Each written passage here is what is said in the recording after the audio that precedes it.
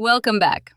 In Module 1, we established what knowledge graphs are, why they matter for enterprise AI, and the landscape of tools and standards.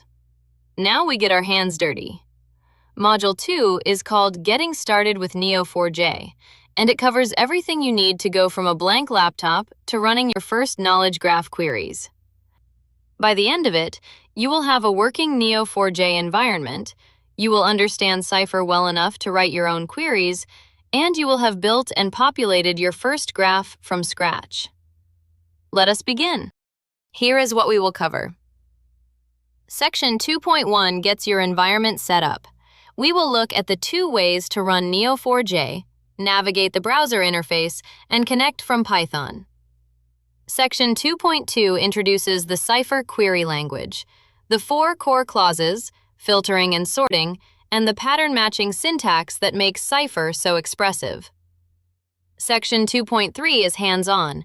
We will model a small product catalog as a knowledge graph, write create and merge statements, and run our first real queries. And Section 2.4 covers data import, loading CSV files, using the APOC library for bulk operations, and connecting Neo4j to existing relational databases. Let us start with getting your environment set up. Section 2.1, Setting up your environment. Before we write a single line of Cypher, we need a running Neo4j instance. The good news is that getting up and running takes less than 10 minutes, and it is completely free. Let me show you your options.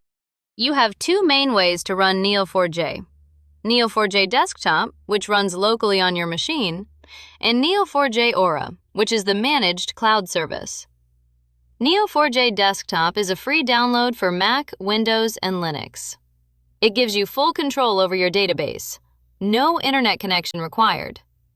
It bundles the Neo4j Browser for query editing, Neo4j Bloom for visual exploration, and the APOC and Graph Data Science plugins we will use later in the course. This is what we will use for all hands-on work here. Neo4j Aura is the cloud option.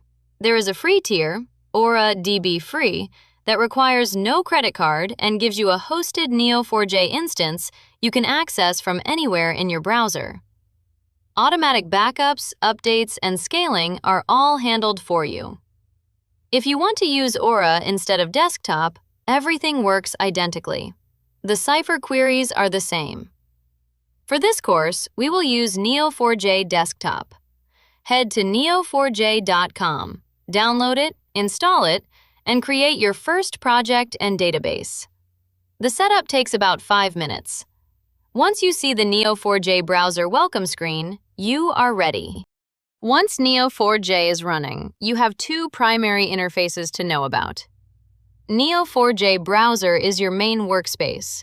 It is a web-based query editor that you access at localhost :7474 after starting your database from Neo4j Desktop.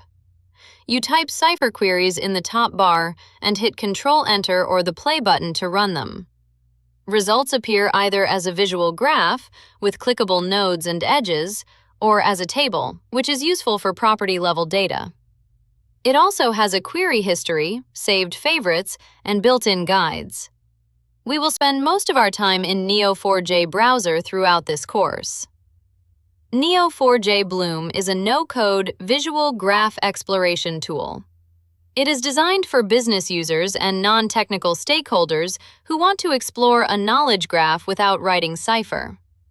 You can use natural language search. For example, type "Show me all drugs that treat diabetes," and Bloom translates that into a visual graph. It is a powerful tool for stakeholder demos and for exploring data before you commit to writing queries.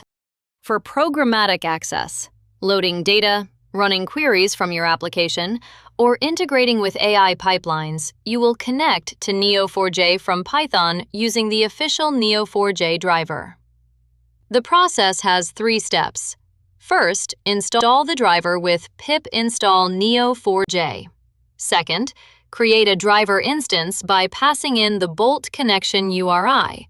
which is bolt://localhost 7687 for a local database, along with your username and password. Third, open a session and use session.run to execute Cypher queries. Look at the code on the right. This is the complete pattern you will use throughout the course. You create a driver once, then open sessions as needed. Each session.run call takes a Cypher string, optionally with parameters, and we will see parameterized queries shortly. The result is an iterable you can loop through. One important note: always close your driver when you are done, or use Python's context manager syntax, the withDriver.session as S pattern, which handles cleanup automatically.